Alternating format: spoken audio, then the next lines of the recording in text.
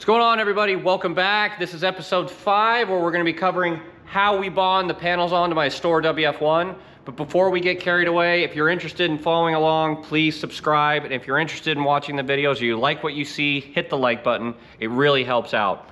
All right, on to the show. So before we get started in bonding on the actual panels, we need to go ahead and take care of those holes I need to drill for my new bar that's in place for the inboard suspension. So we're gonna get to that right away.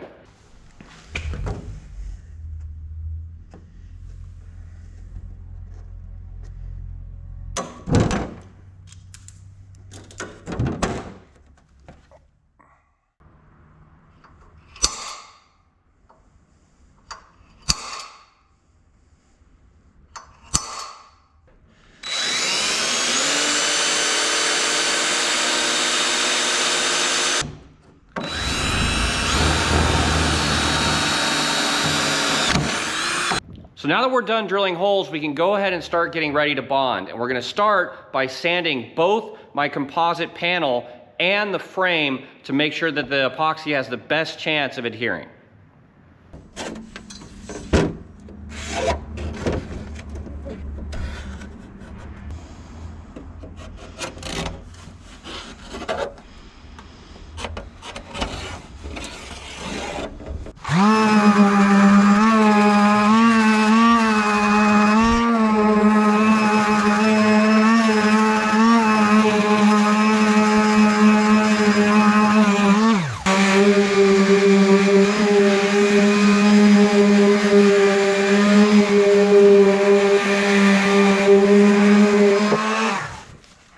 So now that we're done drilling the holes we needed to drill, we've sanded all the parts that we needed to bond on as well as the frame, and we've wiped everything down with acetone to make sure it's as clean as possible, we're ready to start bonding panels onto the car. Now we're gonna be using 1/8" pop rivets that have a 1/4 inch of grip length, but beyond that, we're gonna be using this 3M DP420 product. Now this epoxy adhesive is designed to bond composite panels onto everything, but most importantly, it's designed to bond it onto metal. So it's the perfect tool for what we're doing. That mixed with the applicator tool, which I would say is a necessity whether you're doing one job or thousands, it makes the job of applying the epoxy resin 1,000,000 times easier. And if you don't have the mixing tips, you're just gonna find yourself SOL. Invest in the mixing tips, invest in the applicator tool if you're doing any of this bonding at home. Now beyond that, there's one other critical tool that I get to use, and I recommend getting one yourself. It's a pneumatic pop rivet gun. These things save so much time and so much hand pain by making the pop riveting process fast and painless. So if you can, invest in one of these pneumatic, or maybe they have electric pop rivet tools. They're so valuable. I can't believe I went at any point in my life without one.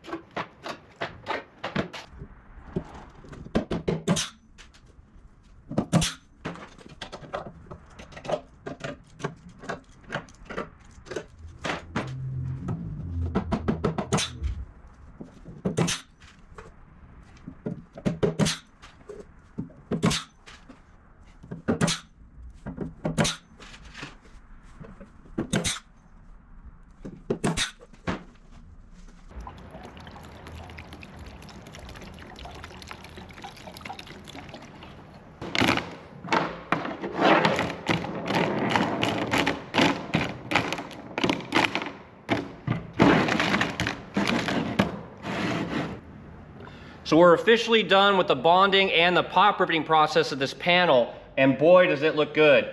I used a Q-tip on a couple of these holes for the upper control arm and the side pod, just to make sure there wasn't any additional resin stuck in there. Beyond that, obviously I just took up some of the little leaks that we had at the bottom with just a little bit of a rag. But all in all, the glue is drying. We're gonna let it set, but with the pop rivets, it looks fantastic. So now that we got the left side panel on, we're gonna go ahead and sneak on this bottom panel that we made about a year ago. So we're gonna get after that. All right.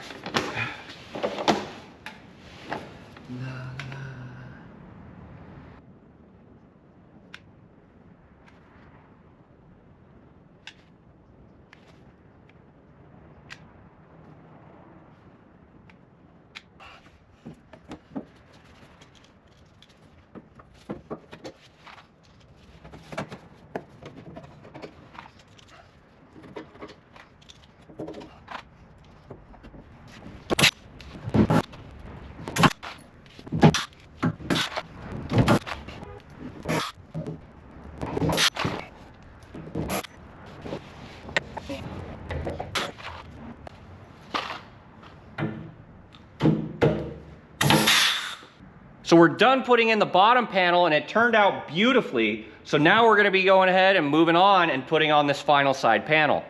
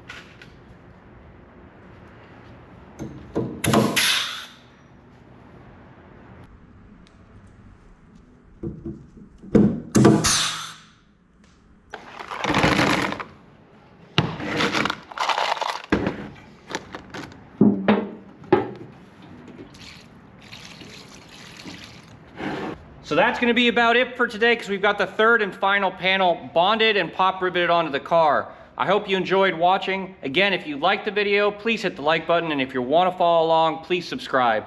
I really appreciate the support and I hope you enjoy watching.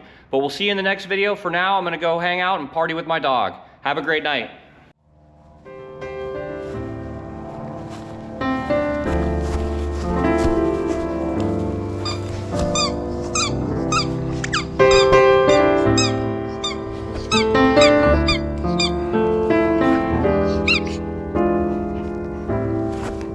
Huh?